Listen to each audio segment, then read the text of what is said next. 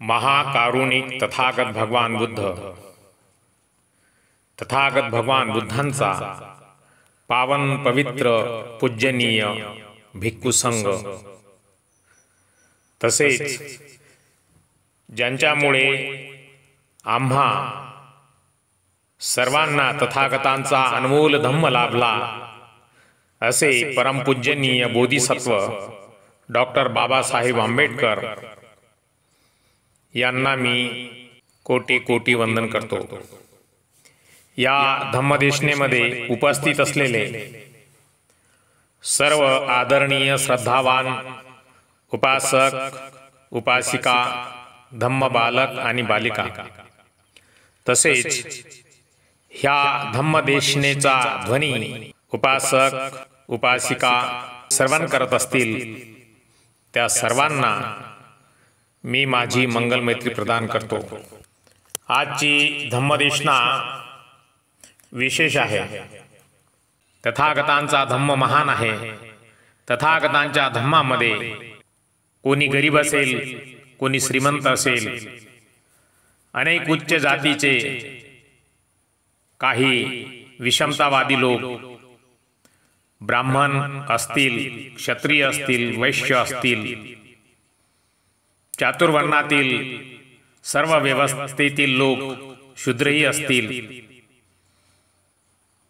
तथागतांनी आपल्या धम्मामध्ये सर्वांना सामावून घेतले होते। दरोडेखोर अंगुलीमाल, राजा विश्वजित, प्रसन्नजित, राजा बिंबिसार एवढेच नव्हे तर वेश्यावृत्तीच्या महिला, त्यामध्ये विशेषतः नगरवधू जी होती, जिला नगरवधू म्हणून संबोधल्या जात होते, त्या आम्रपालीला सुद्धा तथागतांनी आपल्या धम्मामध्ये उच्च दर्जाचे स्थान दिले। तथागतांच्या धम्मामध्ये ज्यांनी ज्यांनी प्रवेश केला, भिक्खू असतील, उपासक उपासिका असतील, त्यांचे जीवन सफल झाले। आजच्या या वर्षावासातील श्रावण पौर्णिमेच्या मंगल दिनी नगरवधू आम्रपाली या विषयाला अनुसरून धम्मदेशनेला सुरुवात करतो। आम्रपालीला नगरवधू का म्हटल्या गेले? संपूर्ण नगरीची पत्नी म्हणून तिला नगरवधू का संबोधण्यात आले? तथागत भगवान बुद्धांच्या जीवनातील घडलेली कथा आहे। तथागत भगवान बुद्धांच्या काळामध्ये भारतीय इतिहासातील सर्वात सुंदर महिलेच्या बिरुदाने विख्यात असलेल्या आम्रपालीची कथा आहे, जिला आपल्या सौंदर्याची किंमत वेश्या बनून चुकवावी लागली। ती कोणाचीही पत्नी होऊ शकली नाही, परंतु संपूर्ण नगराची नगरवधू मात्र बनली। आम्रपालीने स्वतःसाठी अशा आयुष्याची आपण होऊन निवड केलेली नव्हती। वैशालीमध्ये शांती आणि गणराज्याची अखंडता कायम ठेवण्यासाठी तिला सर्वांची पत्नी बनून संपूर्ण नगराकडे सोपवण्यात आले होते। आम्रपालीचे जन्मदाते इतिहासाला ज्ञात नाहीत, परंतु वैशाली नगरीतील ज्या लोकांनी तिचे पालन पोषण केले, त्यांना ती एका आंब्याच्या झाडाखाली मिळाली होती आणि यामुळे तिचे नाव आम्रपाली ठेवण्यात आले होते। ती दिसायला खूप सुंदर होती। तिचा चेहरा तेजस्वी होता, काया अत्यंत आकर्षक होती आणि तिचा देह कमनीय होता। जो कोणी तिला पाहायचा त्याची दृष्टी तिच्यावर खिळून राहत होती, परंतु हेच सौंदर्य आकर्षण तिच्यासाठी शाप ठरले। एका सामान्य मुलीप्रमाणे तिला तिचे आयुष्य जगता आले नाही। ती तिचे दुःख कोणासमोरही मांडू शकली नाही आणि शेवटी नीतीच्या मनात जे होते तेच घडले. आम्रपाली जशी जशी मोठी होत गेली तिचे सौंदर्य आणखी वृद्धिंगत होत गेले. वैशालीमधील प्रत्येक पुरुष तिला स्वतःच्या पत्नी रूपात पाहत होता. लोकांमध्ये आम्रपालीला हस्तगत करण्यासाठी एवढी चुरस निर्माण झाली होती की कोणी कोणत्याही थराला जाण्यास तयार होता. ही सर्वात मोठी समस्या होती. आम्रपालीच्या पालनकर्त्या मायबापास या गोष्टीची जाणीव होती की आम्रपालीचे लग्न ज्या व्यक्तीसोबत होईल तो सर्वांसाठी शत्रू ठरेल आणि वैशालीमध्ये रक्ताच्या नद्या वाहतील. या परिस्थितीमुळे ते कोणत्याही निर्णयापर्यंत पोचू शकत नव्हते.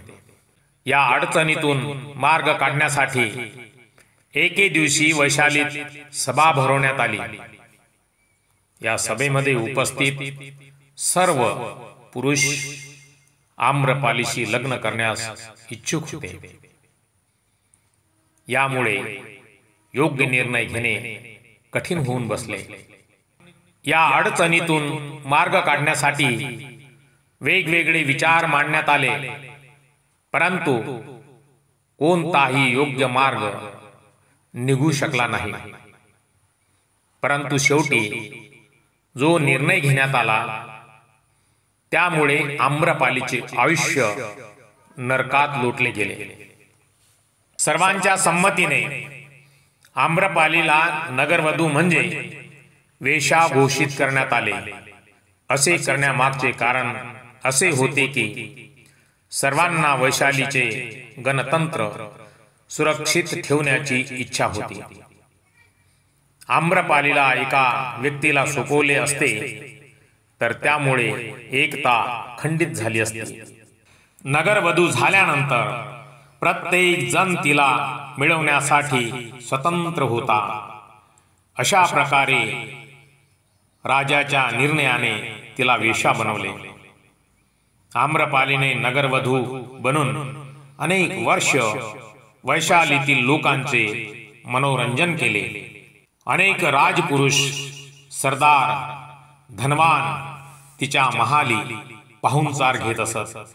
आम्रपाली सर्व लब्ध प्रतिष्ठितांची हृदय काबीज करत असे. तिच्या सौंदर्याची कीर्ती ऐकून वैशालीशी शत्रुत्व असलेल्या मगधाच्या बिंबिसार राजालाही आपले कुतूहल आवरता आले नाही.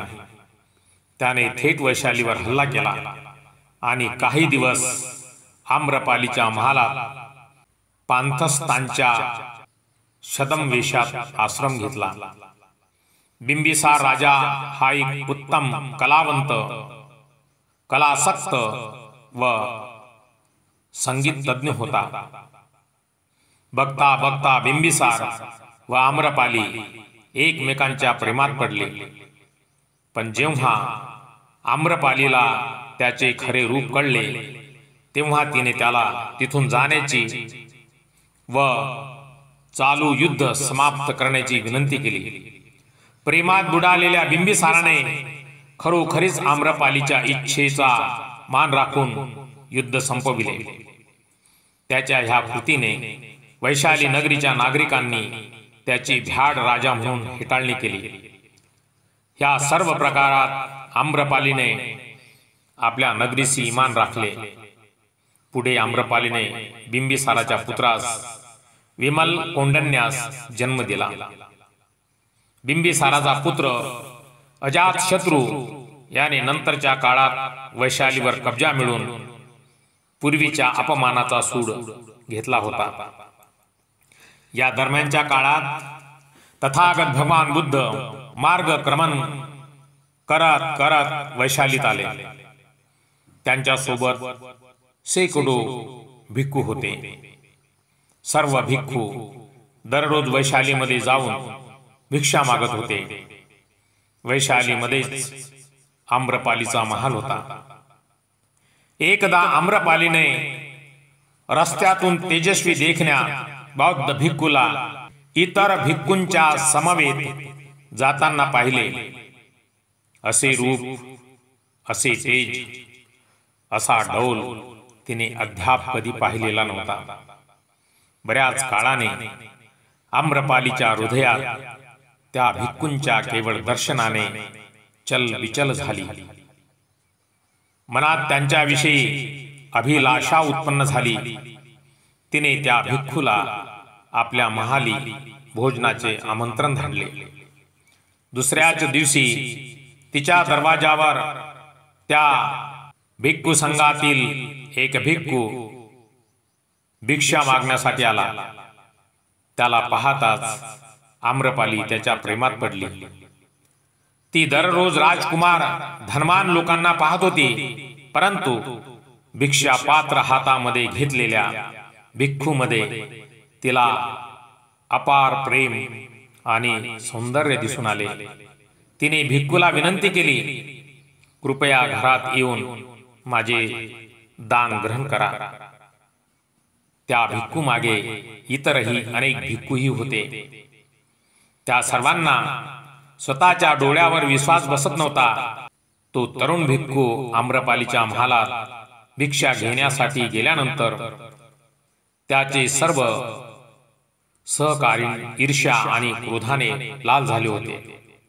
भिक्षा दिल्यानंतर आम्रपाली त्या भिक्खूला म्हणाली की 3 दिवसानंतर पावसाळा सुरू होत आहे. हे 4 महिने तुम्ही माझ्याकडे वास्तव्य करावे अशी माझी इच्छा आहे. तेव्हा तो तरुण भिक्खू म्हणाला, मला यासाठी माझ्या गुरूंकडून परवानगी घ्यावी लागेल. जर त्यांनी मला येथे राहण्याची परवानगी दिली तरच मी राहण्यासाठी येईन. तो आम्रपालीच्या महालातून बाहेर पडताच इतर शिष्यांनी त्याला महालात काय घडले हे विचारले. त्याने आम्रपालीने व्यक्त केलेली इच्छा सर्वांना सांगितली. हे ऐकून सर्व भिक्खूंना खूप राग आला. आम्रपालीला एक दिवसच पाहून ते तिच्यावर घायल झाले होते आणि याने थेट 4 महिन्याची तयारी केली होती. परंतु भिक्खू बुद्धांपर्यंत पोहोचण्याच्या आधीच इतर भिक्खू त्यांच्याकडे गेले आणि त्यांना सर्व घटना तिखट मीठ लावून सांगितली. ती एक वेश्या असून 4 महिने तिच्याकडे एक भिक्खू कसा राहू शकतो असा प्रश्न त्यांनी तथागत भगवान बुद्धांसमोर उपस्थित केला. तथागत भगवान बुद्ध म्हणाले, शांत व्हा. आधी त्याला माझ्याकडे येऊ द्या. त्याने तिथे थांबण्याचा निर्णय अजूनही घेतलेला नाही. मी परवानगी दिल्यानंतरच तो तिथे जाणार आहे. तो तरुण भिक्षू तेथे आला आणि त्याने बुद्धांचे चरण स्पर्श करून सर्व घटना सांगितली. आम्रपाली वैशालीची नगरवधू असून 4 महिने मी तिच्या महालात राहण्याची विनंती तिने केली आहे. तुमची परवानगी मिळाली तरच मी तिथे येईन असे मी तिला सांगितले आहे. तथागत भगवान बुद्धांनी त्याच्या डोळ्यात पाहिले आणि म्हणाले, तू 4 महिने तिथे राहण्यासाठी जाऊ शकतोस. तथागत भगवान बुद्धांचे शब्द ऐकून सर्व भिक्खूंना आश्चर्याचा धक्का बसला. 3 दिवसानंतर तो भिक्खू आम्रपालीच्या महालात राहण्यासाठी गेला. त्यानंतर काही दिवसांनी नगरात चालू असलेल्या चर्चा इतर भिक्खू गणांनी भगवान बुद्धांच्या कानी घालण्यास सुरुवात केली. तथागत भगवान बुद्ध त्यांना म्हणाले, तुम्ही तुमच्या दिनचर्येचे पालन करत राहा. मला माझ्या शिष्यांवर पूर्ण विश्वास आहे.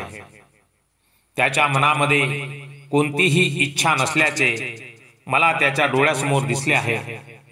मी त्याला परवानगी दिली नसती तरी त्याला वाईट वाटले नसते. मी त्याला परवानगी दिली आणि त्यानंतरच तो गेला आहे. मला त्याच्या ध्यान आणि संयमावर पूर्ण विश्वास आहे. तुम्ही एवढे चिंताग्रस्त का झाला आहात? तो त्याच्या संयमावर अटळ असेल तर आम्रपाली सुद्धा त्याच्यावर प्रभावित झाल्याशिवाय राहणार नाही. ही त्याच्या परीक्षेची वेळ आहे. फक्त 4 महिने वाट पहा. मला त्याच्यावर पूर्ण विश्वास आहे. तो माझ्या परीक्षेत उत्तीर्ण होईल. 4 महिन्यानंतर तो युवक भिक्खू आश्रमात परत आला आणि त्याच्या मागे आम्रपाली देखील भगवान बुद्धांकडे आली. आम्रपालीने बुद्धांकडे भिक्खूनी होण्याची इच्छा व्यक्त केली.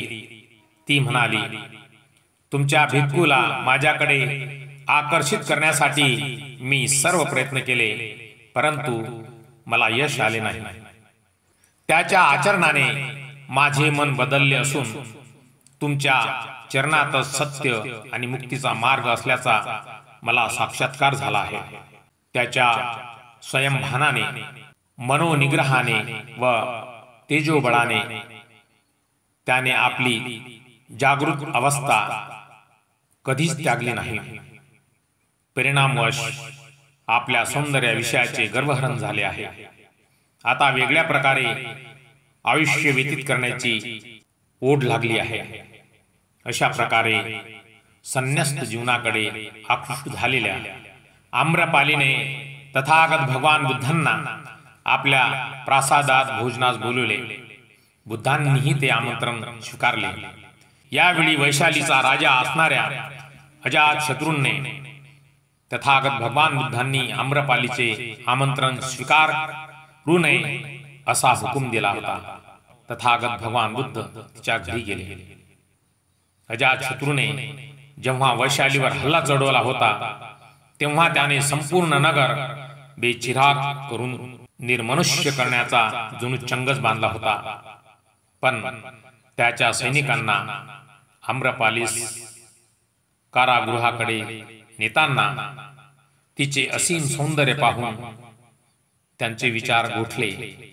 नेमका याचाच फायदा घेऊन आम्रपालीने वैशालीला पुन्हा एकदा जीवदान दिले होते.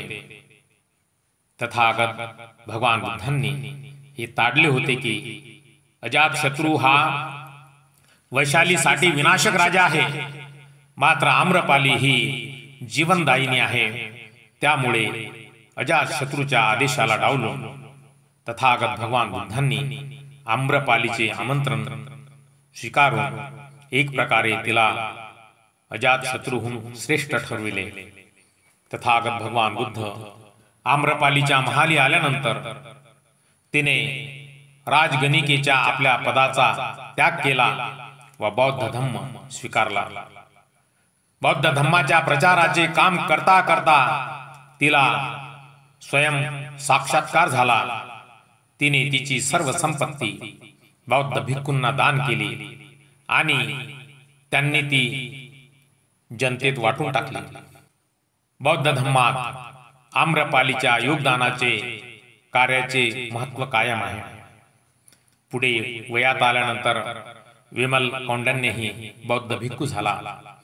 आम्रपालीच्या अंबपाली आम्रवनात वैशाली मुक्कामी तथागत भगवान बुद्ध राहायचे आणि तिने पुढे हेच आम्रवन तथागत भगवान बुद्धांना अर्पण केले. ह्याच ठिकाणी तथागत भगवान बुद्धांनी प्रसिद्ध अंबपालिका सुत्त सांगितले. आम्रपालीचा महाल चातुर्मासमध्ये सर्व भिक्षूंचे निवासस्थान बनले आणि पुढील कालखंडात तथागत भगवान बुद्धांच्या भिक्खू संघात सर्वात प्रतिष्ठित भिक्खुनी म्हणून आम्रपालीचे नाव अजरामर झाले. एक अनोखे आयुष्य जगणारी, जेव्हा स्वतःचे भान येऊ लागले तेव्हा तो प्रवासही धैर्यपूर्वक करणारी, सर्व ऐतिहासिक सुखाचा, लौकिकाचा, प्रतिष्ठेचा परित्याग करून खडतर वाट पत्करणारी, ज्ञान व श्रद्धेच्या मार्गात लीन होऊन साक्षात्कारापर्यंत पोहोचलेली, अरहंत पद प्राप्त केलेली महानिश्चयी स्त्री, तिचा हा जीवन प्रवास नक्कीच वेगळा व स्फूर्तिदायी आहे. आम्रपालीने सौंदर्याची असामान्य शिक्षा भोगली. मात्र त्यातून प्राप्त झालेल्या सहवासाच्या जोरावर तिने भिक्खुनीपर्यंतची पायरी गाठली. हा तिच्या आयुष्यातील परमबिंदू म्हणावा लागेल. आजही काही लोक तिच्या पूर्वाश्रमातील वेश्या असण्याचं भांडवल करून तिच्या चारित्र्य हननाचा प्रयत्न करतात, पण त्यांना याचा विसर पडतो की तिच्यामुळे 2 वेळा वैशाली बेचिराग होता होता वाचली. तिच्या देहाचे लचके तोडण्यास आतुर झालेल्या एकाही पुरुषाला जे जमले नाही ते तिने करून दाखविले. त्यामुळे आम्रपाली आणखी उदात्त आणि उत्तुंग वाटत राहते. फक्त एका गोष्टीची खंत वाटते की अशी संधी आणि असे परिवर्तन कुठल्याच वेशेच्या वाट्यास आले नाही. अशी संधी पुन्हा कुठल्याही वेशेच्या नशिबी न येणं ही स्त्री जन्माची एक शोकांतिकाच आहे असे मी मानतो. आम्रपालीचे जीवन नगरवधू ते भिक्खुनी हा एवढा खडतर प्रवास आम्रपालीच्या आयुष्यामध्ये आला. तथागत भगवान बुद्धांच्या चरणी समर्पित होऊन आम्रपालीने अहरत पद प्राप्त केले. हा एवढा खडतर प्रवास तिच्यासाठी कठीण होता. मात्र तथागतांच्या धम्मामध्ये समता, बंधुत्व, न्यायप्रियता असल्यामुळे तिला अहरत पदाची प्राप्ती झाली. तथागतांचा धम्म महान आहे. महाकारुणिक तथागत भगवान बुद्धांनी आपल्या सर्व भिक्खू आणि भिक्षुणीवर असीम मंगलमैत्रीची करुणा केलेली आहे.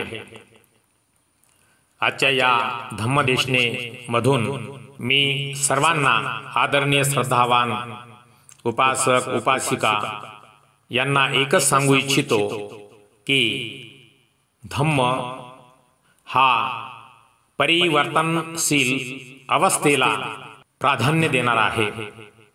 मनुष्याच्या आयुष्यामध्ये बऱ्या वाईट घटना घडतच असतात. मात्र ज्यावेळी मनुष्याला जाणीव होते की हे वाईट आहे आणि हे चांगले आहे आणि तो वाईट सोडून वाईटाला त्यागून सत्याच्या मार्गावर चालण्याचा प्रयत्न करतो आणि त्याला सत्य अनुसरण करत असताना या धम्मामध्ये अनेक लोकांनी, खडतर लोकांनी प्रवेश केला आणि अहरत पद प्राप्त करून निर्वाण पदाचे धनी झाले. आदरणीय श्रद्धावान धम्मिक उपासक धम्माचे ज्ञान श्रवण करून, शिलाचे अनुसरण करून आम्ही सुद्धा आमच्या जीवनामध्ये सुख प्राप्त करू शकतो. या वर्षावास काळात खूप मोठी संधी उपलब्ध होत असते. कारण भिक्खू भिक्खुनी एकाच ठिकाणी वास्तव्यात असून चातुर्माहा वर्षावास कठीण अनुष्ठानामध्ये असतात, ध्यान करत असतात, मंगलमैत्री करत असतात. ही एक खूप मोठी संधी आहे उपासक उपासिकांसाठी की त्यांनी भिक्खू आणि भिक्खुनींसाठी भोजन दान देणे, औषधी दान देणे, वस्त्रदान देणे, पुण्यपारमिता संपन्न करावी. दानामध्ये ज्या उपयोगाच्या वस्तू असतात त्या चांगल्या प्रकारच्या द्याव्यात. कारण तथागतांनी सांगितले की दान हे श्रद्धेने दिले जाते, पण ते दान ही चांगल्या पद्धतीचे असावे. अन्न असेल त्या अन्नाची शुद्धता असावी. फळे असतील ते फळे सडलेली किंवा कुजलेली नसावीत. शुद्ध मात्रामध्ये देऊन पुण्य संपादित करावे. या वर्षावासाच्या काळामध्ये बरेचसे भिक्खू भिक्खुनी आजारी पडतात, वयोवृद्ध असतात. त्यांची अवस्था कठीण असते, पण त्यांनी धम्माच्या प्रचार आणि प्रसाराकरिता आपले संपूर्ण जीवन त्यागलेले असते. त्यांची देखभाल करणारे, त्यांना सांभाळणारे हे मायबाप, उपासक, उपासिकाच असतात. तेव्हा मी या धम्मदेशनेच्या माध्यमातून सर्व आदरणीय श्रद्धावान उपासक, उपासिकांना विनम्रपणे निवेदन करतो की आपण जे वृद्ध भिक्षू असतील, वृद्ध भिक्षुणी असतील, कुठल्या गोष्टीची काय आवश्यकता आहे, औषधी, भोजनदान, वस्त्रदान, त्यांना आवश्यक असणाऱ्या वस्तू, ह्या वस्तू दान देऊन पुण्य संपादित करावे. माझ्या अनुभवात आलेले थायलंडचे जे वास्तव्य आहे, या वास्तव्यामध्ये वर्षावासामध्ये संपूर्ण थायलंडचे आदरणीय श्रद्धावान उपासक, उपासिका भिक्खूंना वेळोवेळी दान देऊन पुण्य संपादित करतात. चांगल्या चांगल्या वस्तूंचे दान करतात, जे भिक्खूंना कुठल्याही प्रकारचे नुकसान पोहोचणार नाही. भिक्खूंच्या उपयोगी वस्तू ज्या आहेत त्या उच्च प्रतीच्या, उच्च दर्जाच्या, मग ते फूड म्हणजे अन्न असेल, भोजनदान असेल, फळे असतील, औषधी असेल, मधू असेल, हे खूप चांगल्या प्रकारे भिक्खूंना दान देऊन पुण्य संपादित करत असतात. आणि भारतामधील जी भगवान बुद्धांच्या काळातील जी परंपरा होती, थेरवादा परंपरा, ती आजही थायलंडमध्ये जशीच्या तशीच आहे. सकाळी भिक्षू उठणार, आपले भिक्षापात्र घेणार, चिवर संगाटी लावून चारिकेला जाणार. सकाळी सकाळी चारिका घेऊन तो आपल्या विहारात येतो. विहारात आल्यानंतर मंगलमैत्री सुत्त बोलून सर्वांसाठी मंगलमैत्रीची कामना करतो. भोजनादी जे सुत्त आहे त्या सुत्ताचे पठन करून ते भोजन ग्रहण करतो आणि संपूर्ण वेळ आपल्या उपासकांच्या जागृतीसाठी जे तथागतांचे ज्ञान आहे ते ज्ञान सर्वांना सांगतो. ही थेरवादा परंपरा आहे. थेरवादा परंपरा ही तथागतांच्या काळातील मूळ परंपरा आहे. त्यानंतर महायान निघाले, वज्रयान निघाले, अनेक प्रकारचे जे गटतट निर्माण झाले, त्या गटातटांनी तथागतांचे नियम मोडले. मात्र थेरवादा जे भिक्षू आहेत त्या भिक्षूंनी जसे तथागतांचे ज्ञान होते, जसे तथागतांचे नियम आहेत, 227 शिलाचे पालन परिपूर्ण करून आजही संपूर्ण विश्वामध्ये थेरवादा भिक्खू तथागतांच्या दिलेल्या नियमाप्रमाणे, दिलेल्या विनयाप्रमाणे, दिलेल्या 227 शिलाप्रमाणे आपले शुद्ध आचरण करून तथागतांच्या धम्माचा प्रचार आणि प्रसार करतात. तथागतांचा धम्म हा परिवर्तनवादी आहे. वाईटाचे सुद्धा चांगलेच घडते असा हा धम्मपथ आहे. मी सर्वांना या धम्मदेशनेच्या माध्यमातून पुनश्च विनम्र निवेदन करतो की आपण नेहमी तथागतांच्या धम्माचे पालन करावे. बौद्ध ग्रंथ असतील त्याचे वाचन करावे. आर्य उपोषक व्रत आहेत, चतुर्थी, अष्टमी, अमावस्या, पौर्णिमा, सर्वांनी या दिनी आर्य उपोषक व्रताचे पालन करावे आणि पुण्य संपादित करावे. धम्म महान आहे, आम्हाला धम्माची गोडी आहे. तेव्हा तथागतांनी दिलेले जे शील आहे त्या शीलाचे परिपूर्ण पालन करून आपल्या दुःखावर विजय मिळवा आणि सर्व सुखी व्हा. धम्माच्या मार्गामध्ये कधीच कोणी दुखी राहत नाही, नेहमी सुख प्राप्त होते असा हा तथागतांचा महान धम्म आहे. तेव्हा सर्वांनी धम्माचे पालन करून सुखी संपन्न जीवनाचे भागीदार व्हावे. भवतु सब मंगलं. सर्वांचे मंगल हो, सर्वांचे कल्याण हो, सर्वांना सुख, शांती, उत्तम आरोग्य आणि दीर्घ आयुष्य प्राप्त हो. जळातील, थळातील आणि गगनातील सर्व दृश्य अदृश्य प्राण्यांवर तथागत भगवान बुद्धांच्या मंगल मैत्रीची अनुकंपा हो. सर्वांचे मंगल हो, सर्वांचे कल्याण हो, सर्वांना सुख, शांती, उत्तम स्वास्थ्य आणि दीर्घ आयुष्य प्राप्त हो.